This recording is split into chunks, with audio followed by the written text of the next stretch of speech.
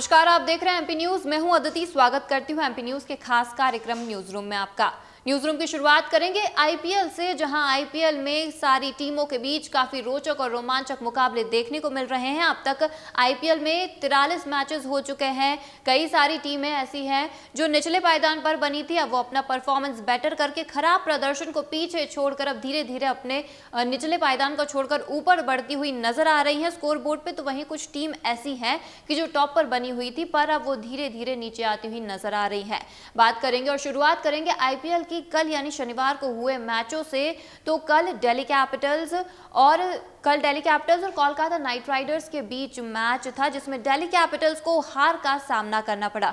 जी हां, दिल्ली कैपिटल्स जो लगातार पिछले कुछ हफ्तों से स्कोर बोर्ड के टॉप पर बनी हुई थी, लेकिन कोलकाता नाइट राइडर्स से उसको हार का सामना करना पड़ा है। कोलकाता नाइट राइडर्स ने कुल 194 रन बनाकर 195 रन का लक्ष्य दिल्ली कैपिटल्स को दिया था, लेकिन दिल्ली कैपिटल्स मात्र 135 रनों में ही ढेर हो गई। और इस मैच में वरुण चक्रवर्ती को मैन ऑफ द मैच दिया गया है। वरुण चक्रवर्ती की वजह से लग रहा है कि यह मैच दिल्ली कैपिटल्स हार गई है, क्योंकि इसमें वरुण चक्रवर्ती का जो परफॉर्मेंस है वो काफी जानदार रहा, काफी रोमांचक रहा। अगला मैच खेला गया किंग्स 11 पंजाब और सनराइजर्स हैदराबाद के बीच, लेकिन इस मैच में रोचक ये रहा कि किंग्स 11 पंजाब जो कि लगातार निचले पायदान पर बनी हुई थी स्कोर बोर्ड के, वो अब धीरे धीरे अपनी परफॉर्मेंस बेटर करके स्कोर बोर्ड के ऊपर आती हुई नजर आ रही है किंग्स 11 पंजाब। और इस मैच में किंग्स 11 पंजाब ने मात्र 12 रनों से सनराइजर्स हैदराबाद को हरा दिया, शिकस्त दी। और ये काफी रोचक रहा क्योंकि किंग्स 11 पंजाब की जो परफॉर्मेंस इस मैच में देखी जा रही थी, वो शुरुआती जो परफॉर्मेंस थी किंग्स 11 पंजाब की वो काफी खराब रही थी। नजर डालेंगे स्कोर बोर्ड पर कि क्या स्कोर बोर्ड बना हुआ है, कौन सी टीम इस वक्त टॉप पर बनी हुई है, कौन सी टीम इस वक्त निचले पायदान पर है। इस वक्त हम टॉप की बात करें तो टॉप पर मुंबई इंडियंस बनी हुई है स्कोर बोर्ड के। कुछ टीमें हैं जिन्होंने 10 मैचेस खेले हैं, कुछ टीमें हैं जिन्होंने 11 मैचेस खेले हैं। इन सबको मिलाकर कुल अब तक 43 मैच हो चुके हैं और मुंबई इंडियंस इस वक्त टॉप पर बनी हुई है। 10 मैच खेलने के बाद मुंबई इंडियंस ने 7 मैच जीते हैं और 3 मैच हारे हैं। और दूसरे पायदान पर बनी हुई है दिल्ली कैपिटल्स, जो पिछले हफ्ते तक टॉप पर थी। इस वक्त दिल्ली कैपिटल्स दूसरे पायदान पर आ चुकी है। 11 मैच खेलने के साथ ही दिल्ली कैपिटल्स ने 7 मैच जीते हैं और 4 मैच हारे हैं। तीसरे पायदान पर बनी हुई है रॉयल चैलेंजर्स बैंगलोर ने 10 मैच खेले हैं, जिसमें से 7 जीते हैं और 3 हारे हैं।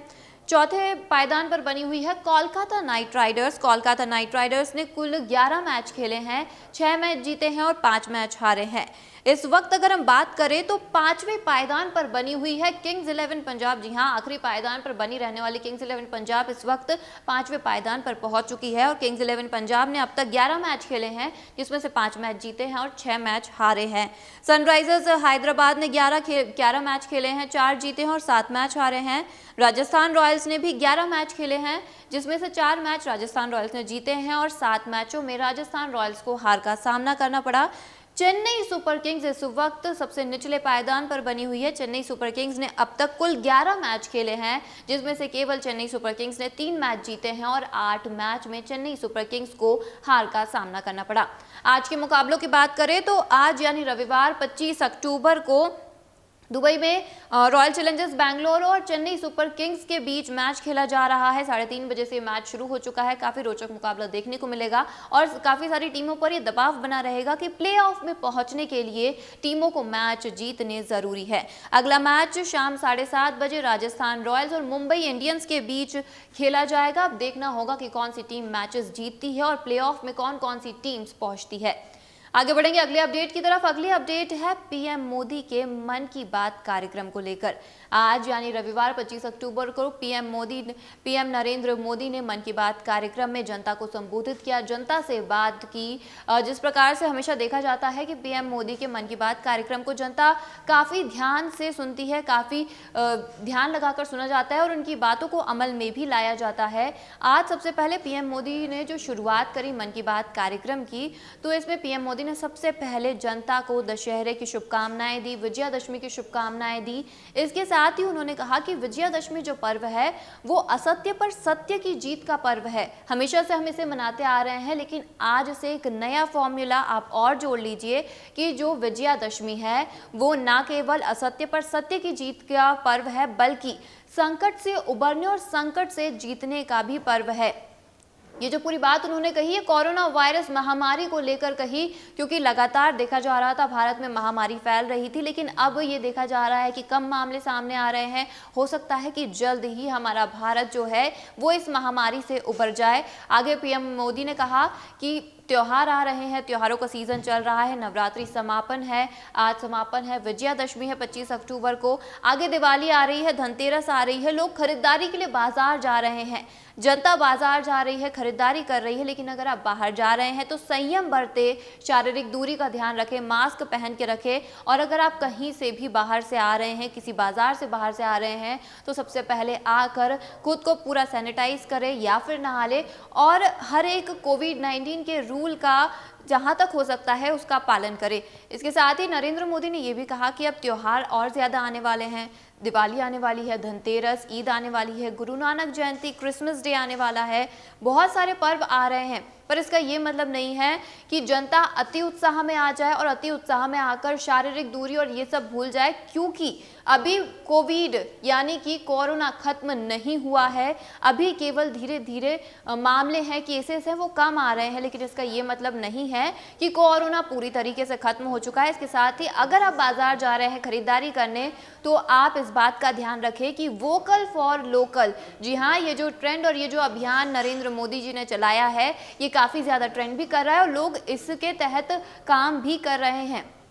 वोकल फॉर लोकल के लिए काम करें। अगर आप बाजार जा रहे हैं तो जो लोकली, जो स्थानीय लोगों ने चीज़ें बनाई हैं उन्हें खरीदें, उन्हें प्राथमिकता दें, और जो बाहर की चीज़ें हैं उनका बहिष्कार करें, उन चीज़ों को ना खरीदें, और जो लोकल है उन चीज़ों को आप खरीदें, उन्हीं चीज़ों को, जो स्थानीय लोग हैं आप उन्हें ज़्यादा से ज़्यादा प्रोत्साहित करें, क्योंकि आत्मनिर्भर बने। और जब से नरेंद्र मोदी जी ने जो आत्मनिर्भर अभियान की शुरुआत की है, तब से जो बाहरी देश है उन्हें भी भारत के कई सारे प्रोडक्ट्स, कई सारी वस्तुएं पसंद आ रही है, और इस चीज़ की वो प्रशंसा भी कर रहे हैं। आगे बढ़ेंगे अगली अपडेट की तरफ। अगली अंतरराष्ट्रीय अपडेट है अमेरिका से, जहां राष्ट्रपति चुनाव हो रहे हैं। मौजूदा राष्ट्रपति डोनाल्ड ट्रंप और जो बाइडेन के बीच आखिरी बहस हो चुकी है। आने वाले 2 हफ्ते में रिजल्ट्स भी आ जाएंगे अमेरिका के राष्ट्रपति चुनाव को लेकर कि आखिर अमेरिका का राष्ट्रपति कौन होगा। लेकिन इस बहस की बात करें तो बहस काफ़ी दिलचस्प रही, क्योंकि इस बहस की शुरुआत ही कोरोना वायरस महामारी से हुई, जिसकी शुरुआत जो बाइडेन ने की। उन्होंने कहा कि जो ट्रंप सरकार है वो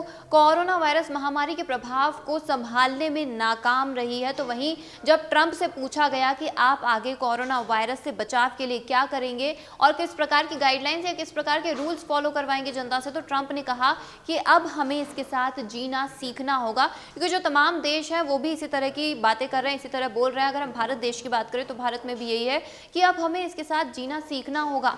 डोनाल्ड ट्रंप ने कहा कि मैं खुद कोरोना पॉजिटिव रह चुका हूं और मैं उससे ठीक हो चुका हूं। तो कहीं ना कहीं इससे काफ़ी सारे लोग ठीक हो रहे हैं, और जो एक पीक पॉइंट आना था अमेरिका में वो आ चुका है, और अब हो सकता है कि धीरे धीरे कई सारे जो क्षेत्र है वहाँ पर इसका प्रभाव कम हो जाएगा, और हो सकता है कि धीरे धीरे खत्म हो जाए, और आने वाले कुछ हफ्तों में हम अमेरिका के पास कोरोना की वैक्सीन भी आ जाएगी। इस प्रकार का दावा करते हुए डोनाल्ड ट्रंप ने इस बात का जवाब दिया।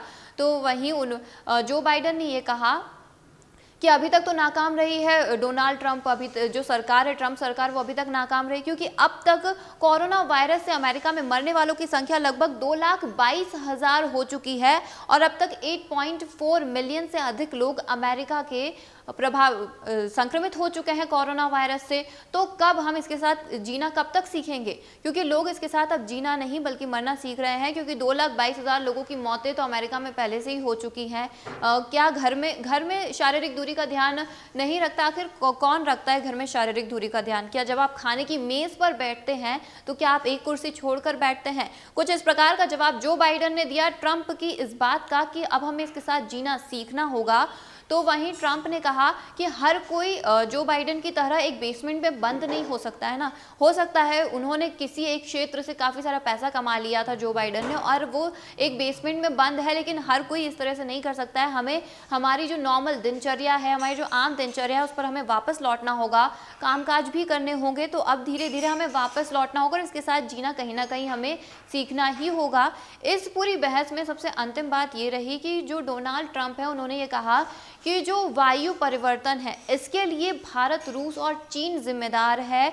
भारत की तरफ से भारत की जो वायु है, भारत की जो हवा है वो सबसे ज़्यादा प्रदूषित है। और रूस की अगर बात करें तो डोनाल्ड ट्रंप के अनुसार रूस ये नहीं चाहता है कि वो राष्ट्रपति बने। तो कुछ इस प्रकार की बातें डोनाल्ड ट्रंप ने अपनी आखिरी बहस में कही और भारत को जिम्मेदार ठहराया कि भारत को ये कहा कि जो वायु परिवर्तन है, वायु प्रदूषण है, भारत की हवा खराब है। और अमेरिका में तो बल्कि जो डोनाल्ड ट्रंप है उन्होंने काफ़ी सारे इस तरह के चलाए कि सबसे कम जो कार्बन उत्सर्जन है वो अमेरिका से होता है, इस प्रकार के दावे उन्होंने किए। तो वहीं जो बाइडेन ने ये कहा कि जो डोनाल्ड ट्रंप है वो इन सब बातों को केवल मजाक में लेते, बल्कि ये मानवता का सवाल है, काफ़ी बड़ा मुद्दा है और इसके लिए उनके पास काफ़ी सारे प्लान्स हैं। जो बाइडेन के पास दोनों की तरफ से काफ़ी दलीलें पेश की गई। अब देखना ये होगा कि आने वाले जो 2 हफ्ते हैं वो किस प्रकार के रहते हैं और आने वाले 2 हफ्ते में यानी कि 2 हफ्तों के बाद क्या चुनाव का परिणाम आता है, अमेरिका का राष्ट्रपति आखिर कौन बनता है, डोनाल्ड ट्रंप ही रहते हैं या फिर जो बाइडेन उनकी जगह ले पाएंगे। फिलहाल एमपी न्यूज के न्यूज रूम से आज इतना ही। ताज़ा अपडेट्स के लिए आप देखते रहिए एमपी न्यूज। धन्यवाद। एमपी की नब्ज, एमपी का हाल, मध्य प्रदेश की हर खबर एमपी न्यूज टीवी के साथ। लगातार खबरों के लिए सब्सक्राइब करें हमारा YouTube channel MP news TV. Latest updates के लिए बेल आइकन दबाना जरा भी न भूलें।